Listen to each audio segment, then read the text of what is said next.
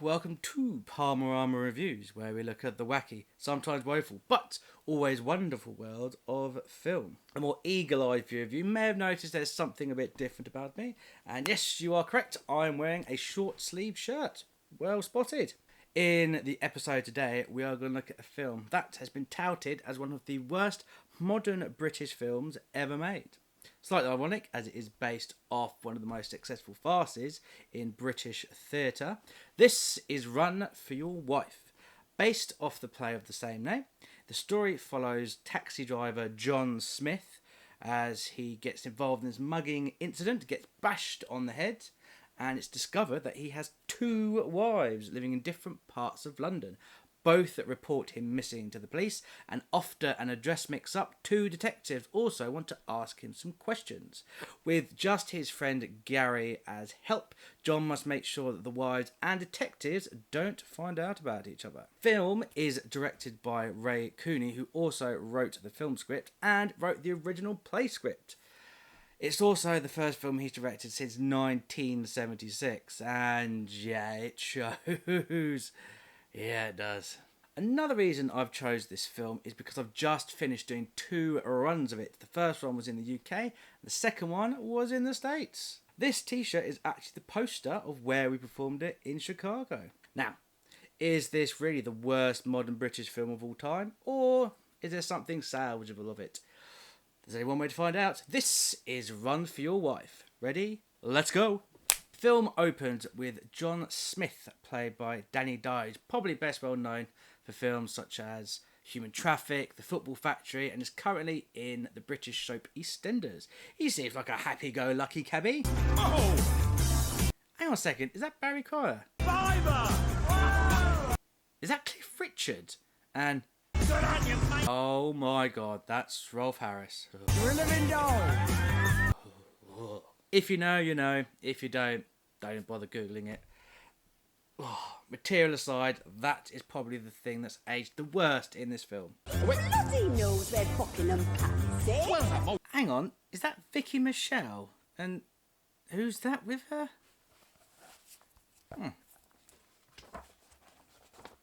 We're just over a minute into this film, and there's already been at least 5 cameos, possibly 6 if they include the guy who gave John that fiver, and even more for the people that are behind, probably famous somewhere 40 years ago. I think I'm going to need a cameo counter for this film. I've heard there's quite a few of them in here. Well, let's start it. We see more establishing shots of London and John being the happy-go-lucky cabbie, probably so we can relate to him more and we find him fun and want him to succeed as the film goes along. Won't work.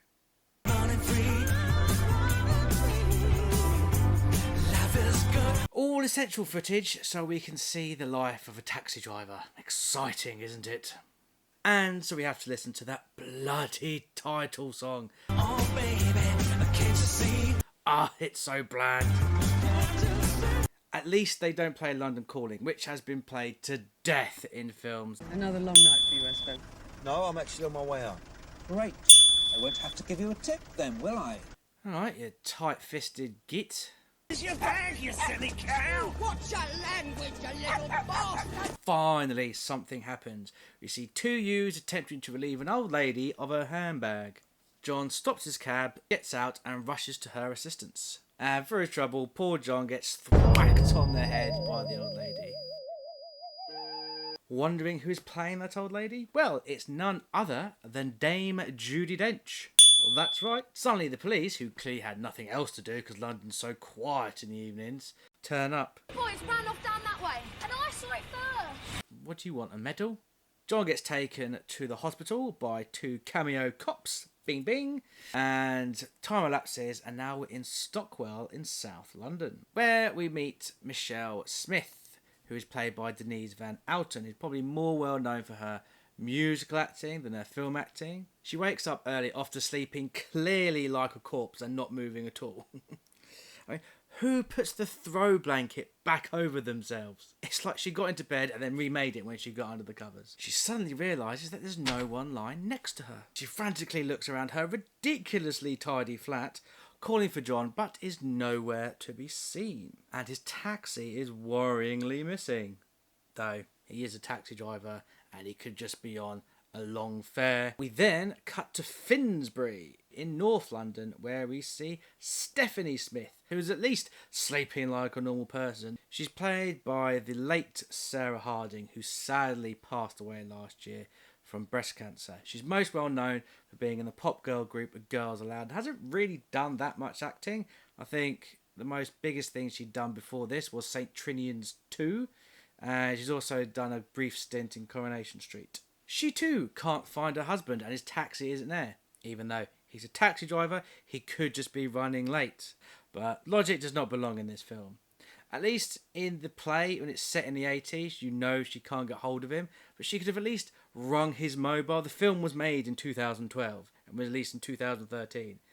People had mobile phones, but instead she just calls the police. Finsbury Police Station. It's Mrs. Smith speaking. Stockwell Police Station? It's Mrs. Smith speaking. They both call themselves just Mrs. Smith. They don't even bother to say their full name so the audience knows who they are. Especially as Smith is one of the most common names in the UK. I'm worried about my husband, Mr. John Smith. John Smith. He's a taxi driver. He's a taxi driver. At the beginning of the play, the wives call the police at the same time and they speak over each other so the audience gets the idea that they're married to the same person. They also say their full names. For some reason, they're not doing this in the film, which would have given it more energy, made it probably a bit more funny and better paced. I mean, they do it in the actual trailer to this film. Police station? It's Mrs. Smith speaking. I'm worried about my husband, Mr. John Smith. He's a taxi driver. Brown hair. Brown eyes. Sort of cuddly. Cut back to John being wheeled out by a nurse as she passed more cameos. Mine's bigger than yours, Johnny boy. Break a leg, Grandad.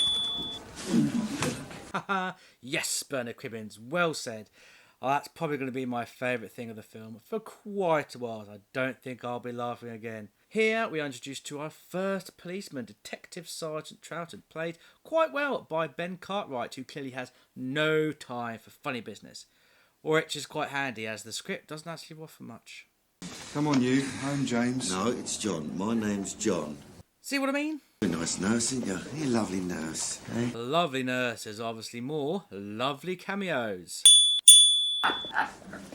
It's not the cough that carries you off, it's the coughing they carry you off. Well, that aged unintentionally badly, didn't it? I'm guessing Coffee McCofferson and his nurse are also cameos, so that bumps up to 18, possibly 20 if I missed some of the ones in the background, and we're only 8 minutes into this film. You're going to go quite high, aren't you?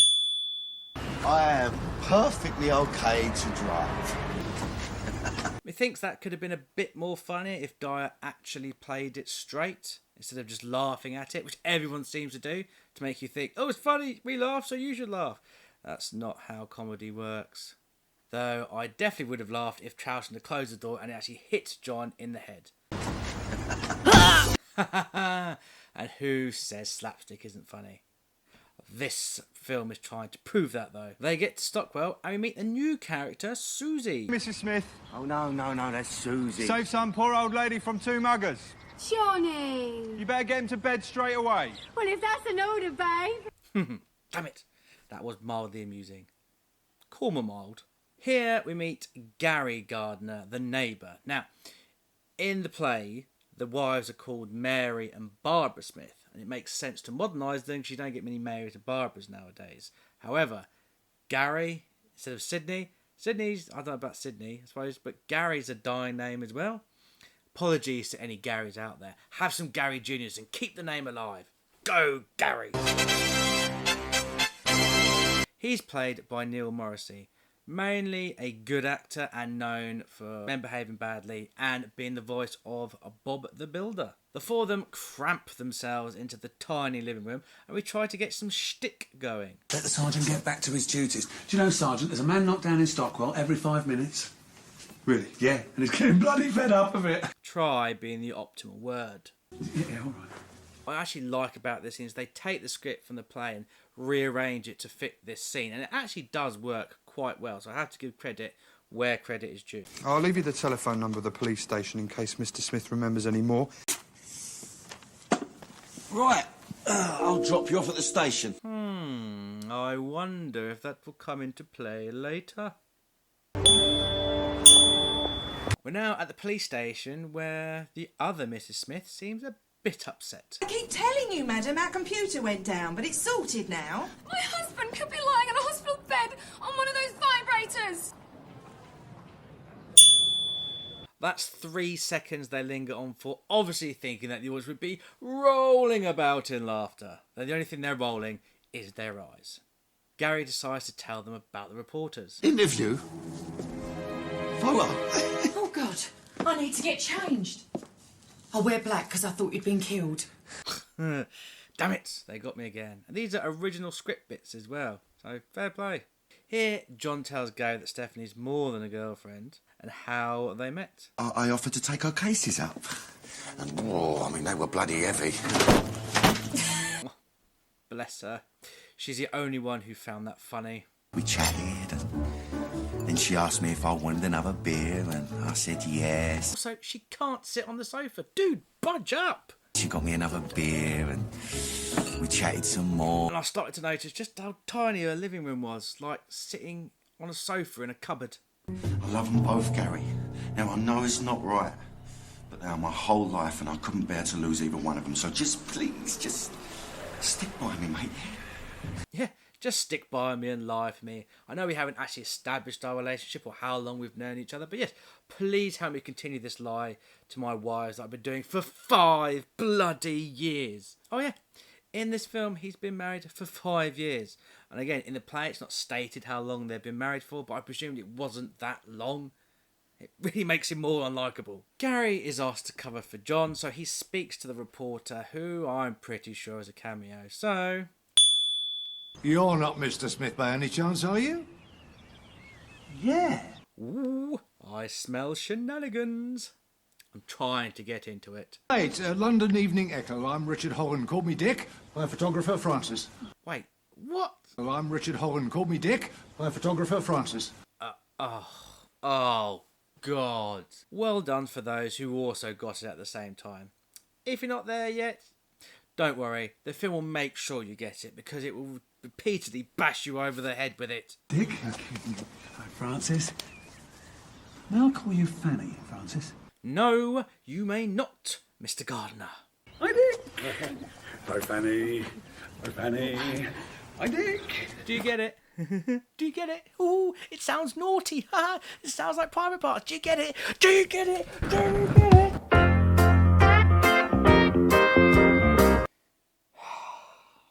Sorry about that. I did not expect that to happen so early on.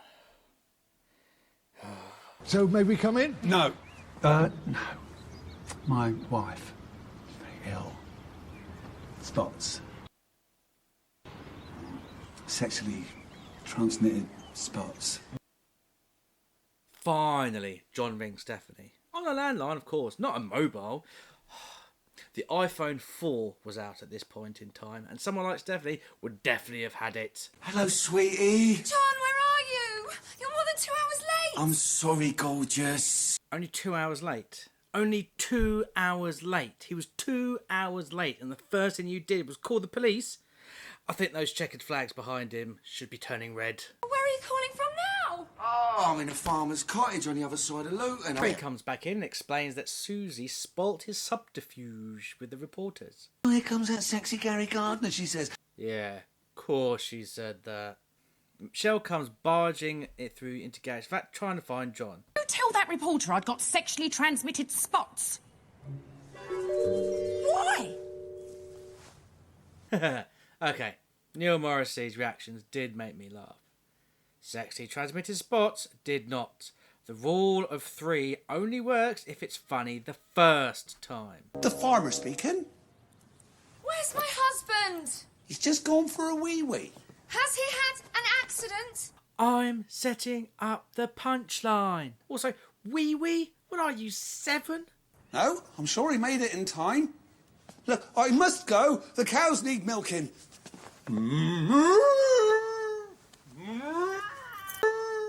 Cut through to Troughton, bursting through some corridors and passing cameo number 25 and 26. Oh, that taxi driver.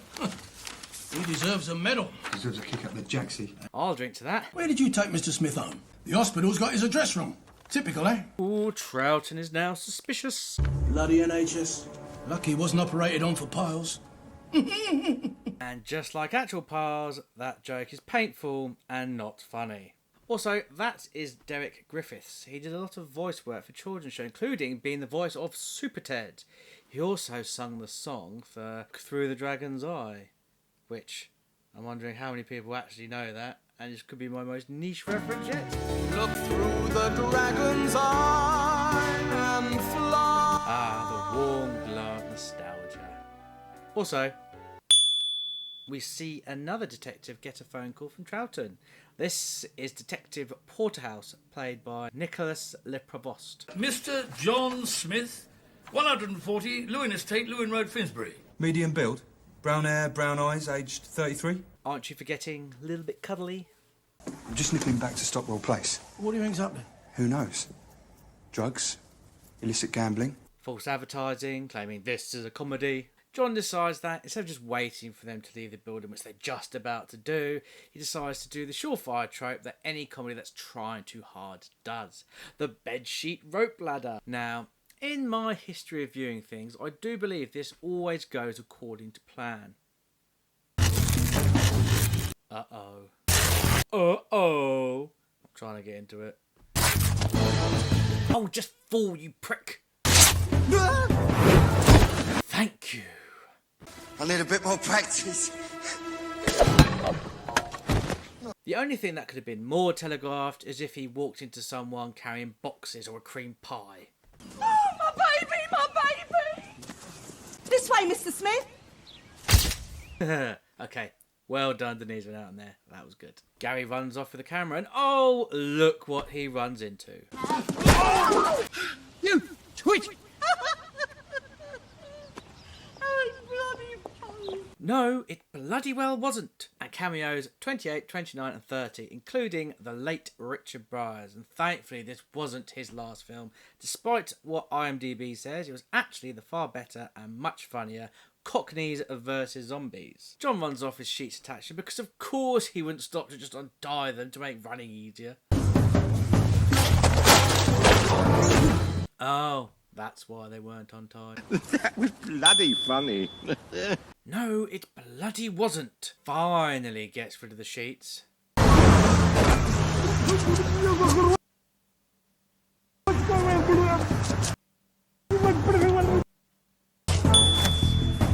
I suppose you think that was bloody funny. No, Mr. Cooney, I bloody well don't. John gets to Finsbury Police to try and clear things up. Actually, we did know you were no longer missing, Mr. Smith. Oh, you did? Stockwell Police have been on. Uh-oh. Stockwell? Our sergeant's gone round to your place in Lewin Road to give your wife the good news. What? Uh-oh. I'm trying to get into it. Porterhouse arrives at Stephanie Smith's and meets the neighbour. Stephanie Smith, yes. She'll be at the sports centre, taking the old dears through their paces. Knees bend, touch your toes, wobble your boobies. For those who don't know, Bobby is played by Christopher Biggins, and yes, he is like that in real life. Making my way to the church hall then. You behave yourself with all those titty-witties. And yes, it can be just as insufferable. Here we see Stephanie at logic-breaking work, giving a class of old dears a workout. Also, there are 15 dames in this, as in acting dames, and so that's another 15 to the cameo counter, plus the Vic as well, so now it's at an even 50. I have to be fair and say there is a good visual gag where Stephanie goes off to speak to Porterhouse while the ladies still continue to exercise, and they get more and more tired as the scene goes on. Two John Smiths, both getting their heads bashed on the same day. That is a coincidence. Cuts back to Gary and Troughton talking about the address mix-up. I'll go and call on this other John Smith. Call on him? We cut back to them still talking with the ladies still exercising. Two John Smiths, both taxi drivers, both getting their heads bashed. On the same day. On the same day. Yes, it's almost unbelievable. Why would this Stockwell, Mr. Smith, give his address as Lewin Estate, Finsbury? That's our address, John. Do you want to do that take again? Was there no chance for a second take on any of these things? Back to Stockwell, and Gary's gonna call John, and oh, doesn't that chocolate cake look lovely? Oh, Mr. Gardner. He has chocolate cake on his bottom. Though I'm amazed after John being onto a cake, he doesn't feel it at all, especially with that kind of sponge and icing. I guess.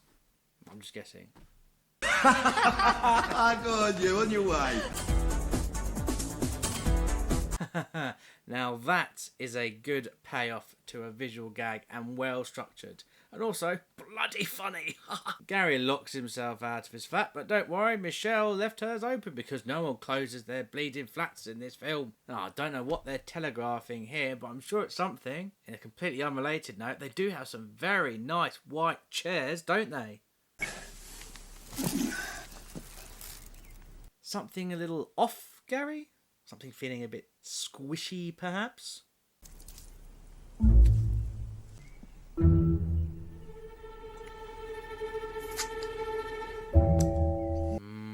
Chocolate. Because for a split second there, I really did think I shat myself and didn't notice. Nice budgie smugglers there, Gary. While Gary's cleaning, Porthouse comes round. He mistakes Gary for the other John Smith, and oh, Michelle's come home. I'll get down to the tube station and wait for the evening echoes to come in. Why would you do that? It's 2012. Just go online. Oh, but bless her though. She's so excited. I don't think I'd have the heart to stop her. Hi, Michelle. Bye, Michelle. I don't want to sound like a broken record, but in the play, this is a much funnier scene where Porthouse thinks Gary is John. Michelle wants to talk to Porthouse about John, but Porthouse already thinks he's spoken to John because he thinks it's Gary. It works really well. Always really well received when we performed it. But this, it just rushes it and loses any sense of fun or energy or comedy for that matter. Though the scene does have its own moments. Goodbye, Mickey. Oh, let's see that again. Goodbye, Mickey. Oh, yes. It's the instant disgust on her face that makes it more funny. Oh, she likes a bit of rough stuff before our morning session. Oh, I bet she does. Well, excuse me. I don't know where that came from. You're gonna get it now. Okay, that's another good one. And that was a good delivery too. We're back in Finsbury and Bobby has to make an appearance. We're dyeing this frock for some tart in Tooting, and now we've got 2 feet of red water slopping all around. The bloody million! Nightmare. Yes, it was. He just stands there and spouts exposition. You could have the red bloody sea in your flat by now. Oh, I'm having a bit of a come over. Ugh. As Bobby is fanning himself, he noticed the picture of himself and Michelle on the front page.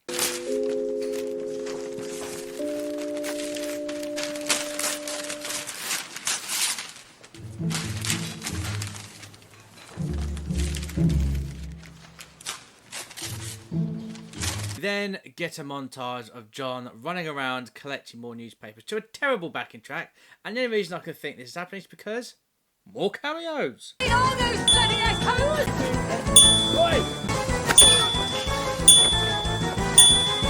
Just good friends. We now see the bathroom problem that Bobby and Cyril are having. You're enough to make anybody go straight, you are! And you're not. No more, or I can start to cry again! What was that? And also, Cyril is played by Lionel Blair. What did Bobby say they were doing? Dyeing a frock? I mean, I'm not in the dressmaking caper, but I'm pretty sure that dyeing a frock does not involve just spraying it with a shower head. Also, 2 feet of water, that's about 2 millilitres. I think someone's exaggerating their measurements. John rushes back to Stephanie's flat, but someone is waiting for him. Dun dun dun. Charleston thinks he's got John banged to right, slashing through his web of lies. The reason I've got 2 flats is because, well, we're a pair, aren't we? A pair of what? Oh, I can answer that.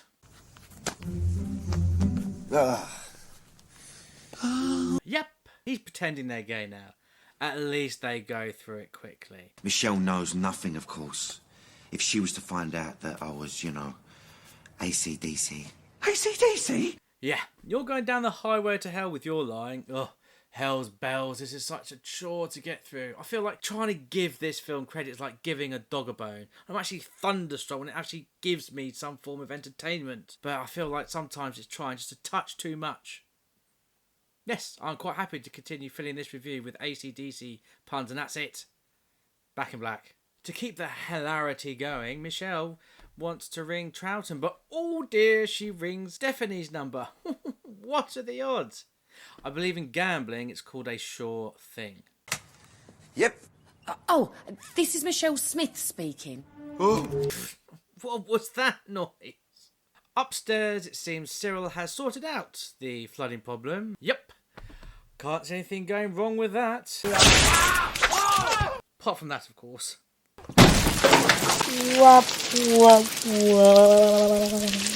On the upside, it has gotten rid of most of the water. Hello! Detective Sergeant Troughton speaking. Oh, good, I got straight through this time. Ooh, this should be fun. To an extent. Sort of. Probably not. The last time I dialed this number, all I got was heavy breathing. Heavy breathing. I see. No. You hear breathing. Different sense, you see. It's nothing to do with me that your husband and Mr. Gardner are engaged in a homosexual relationship. Yeah, that's kind of the look I'd get if I got told that my other half was banging the neighbour. That especially does depend on what your neighbour looks like. Sorry, I think this film is starting to rub off on me. John's having it off with Gary. Having what off? Oh my God. Damn it, she's done it again. Troughton tells the address and she's off. Meanwhile, something's come through the ceiling. Blimey, are you okay? Oh, yeah. Happy as a pig in shit.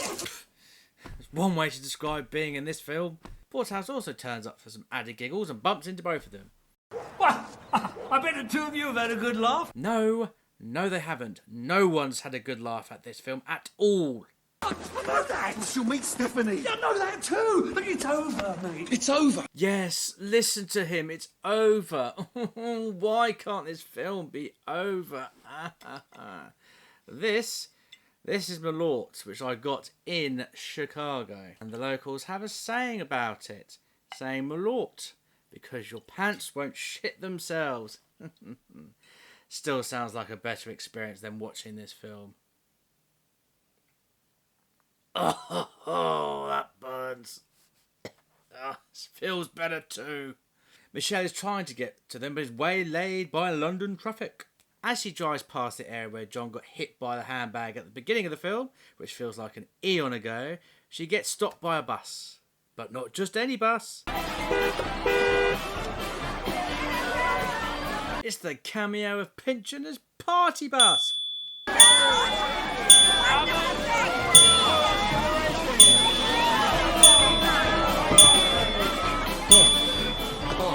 I'm fed up with this. Well said, Bill Pertwee. Best thing to do is walk away from this film. Gary and John climb up into Bobby's flat, pretending it's theirs. So when Michelle turns up, she doesn't bump into Stephanie, who is in the flat below, despite there being a massive hole between the two flats. Understand? Good! Nothing to worry about. Let's continue. Michelle and Susie arrive at the flat while John is still in between flats, shall we say. His trousers fell down. Oh, this Malort is definitely working. No, it's not. Are you a friend of Bobby's? Bobby's? Yes. Lives up there with Cyril. Oh, that's lovely, that is. Bobby and Cyril. Well, they're not going to use their real names, are they, babe? Ah, well, that's actually a good point. Well done, Susie, for bringing some logic to this. Wait, they cut away? No. Witty remark, not even something obvious like, it's not what it looks like. Oh, for shame, Mr. Cooney. Gonna kill the pair of you. Oh, she can act scary very well. Misunderstandings. Blimey, I wonder how well they choreographed that. Or were they just hoping she'd bat it away with the pan? Which she actually does. The thing John was dreading has finally happened. Finally! It's all right. Go back downstairs. We're dealing with this. Yeah, piss off! It's safe to say that Michelle has lost it somewhat. And I can't really blame her. A gay flat up here and some tart in a flat down below. Right, I'm gonna sort her out. And then I'm coming back to cut your balls off! I genuinely think that Danny Dyer and Neil Morrissey were actually quite right about their knackers at this scene.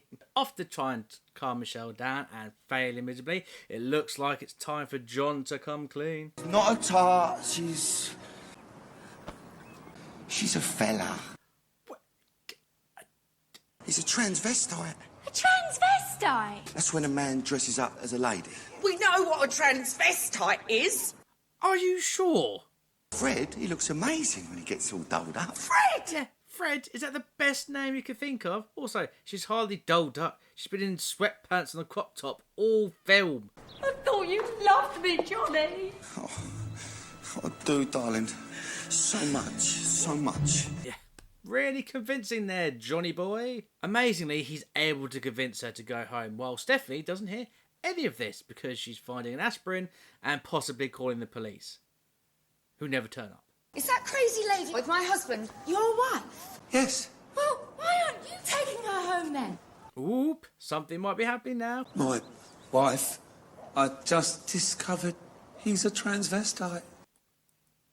Again, I really don't think you know what a transvestite is. And what about that other lady? That's my wife's partner, Bert. Why not? Seems to be one of the many words they don't know the meaning of, including comedy. What's all this paper? It's called a newspaper, you see. It's got pictures and words and it tells you what's happening around the country. But that's not important right now. No, I'm afraid it's not all sorted, Mr. Smith. Oh my gosh, why hasn't this finished yet? Detective Sergeant Troughton wants to see you down here at the station. It seems we have the final showdown between John and Troughton.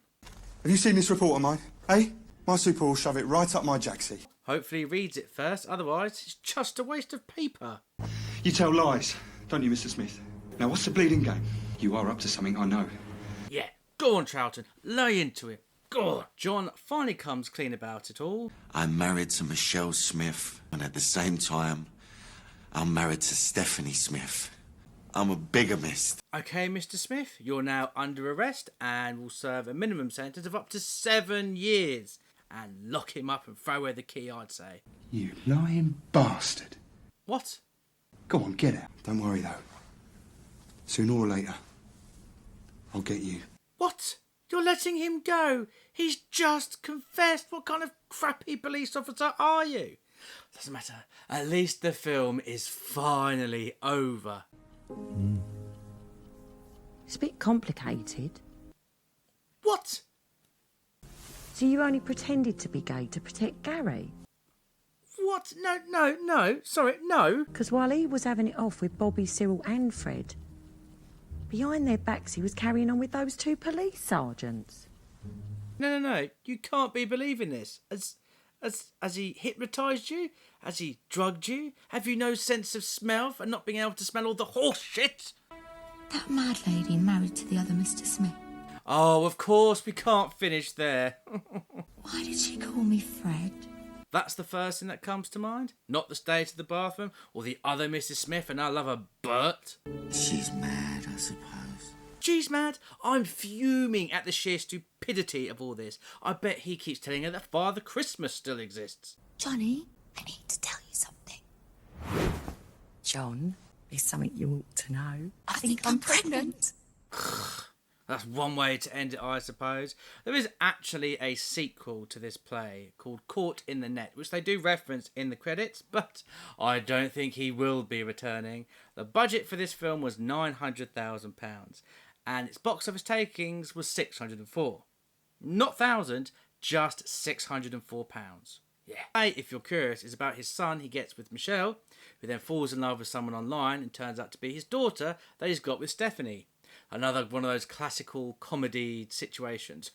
Incest. That is Run for Your Wife. Some semblance of the story mixed with a stupid amount of cameos. Look at these cameos in the credits. I counted them. Do you know how many there are? 140. I was way off with my cameo counter. Overall, it's a terrible film. It's badly scripted, it's badly acted, it's simply directed, and you can tell that Ray Cooney has not directed a film for a very long time. It plays out like a play for most of the time. Because of all the cameos, you don't know who this is for. You know, it's got modern actors for the time, a modern setting, but the cameos are from people from yesteryear, and a lot of the audience won't know who they are.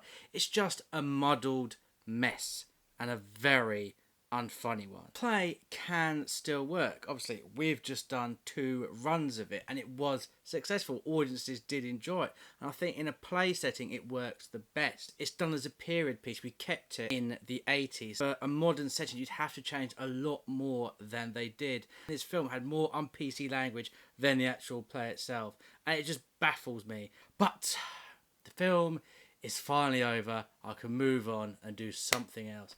Ugh. May see if I can order some Malort online. Anyway, in the meantime, thank you very much for watching. Hope you've enjoyed it. And as always, until next time, bye-bye, everybody. Bye-bye. Wondering who's playing that old lady? Well, it's none other than Dame Duty... Dame Duty... Oh, it's the heat. It's the heat. Well, it's none other than Dame Boo. No, you'll never know. No. Can't say her name. James Doody. This should not be a tongue twister. Whoops. Did a full flip there. Oh, the script went everywhere. Alright, let's call it.